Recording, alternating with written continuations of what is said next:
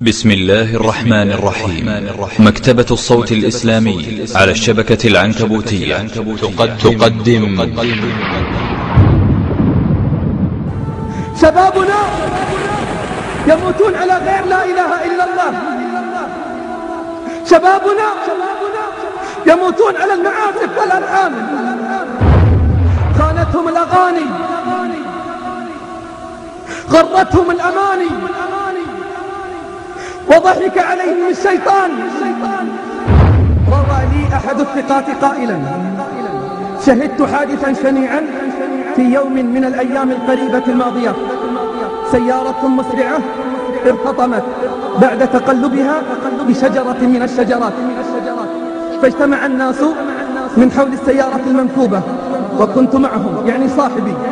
وفي السيارة كان شاب لعله في آخر اللحظات من العمر، ولعله مع الموت في سكرات. كل من اقترب من السيارة وشاهد المنظر تأثر، والذي زاد الأثر والتأثر صوت الموسيقى المنبعث بقوة من مسجل السيارة. حاول البعض إسكاته وإطفاءه، ولكنهم لم يستطيعوا. يقول: حتى قمت أنا بكسره بحجر وتم إسكاته. ثم أخذنا نردد على الشاب وهو في ساعة احتضاره: قل لا إله إلا الله، قل لا إله إلا الله. فأبى أن يقولها، أبى أن يقولها. حاولنا معه مرات ومرات، ولكنه لم يستجب لنا، حتى فاضت روحه وتوقف قلبه وسكتت أنفاسه.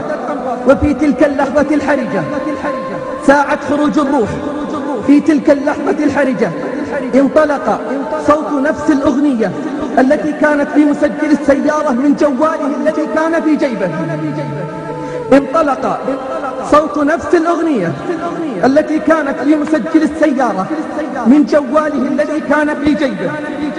فأخذ الناس حول السيارة يبكون ويرددون: إنا لله وإنا إليه راجعون. خانتهم الأغاني، غرتهم الأماني، وضحك عليهم الشيطان.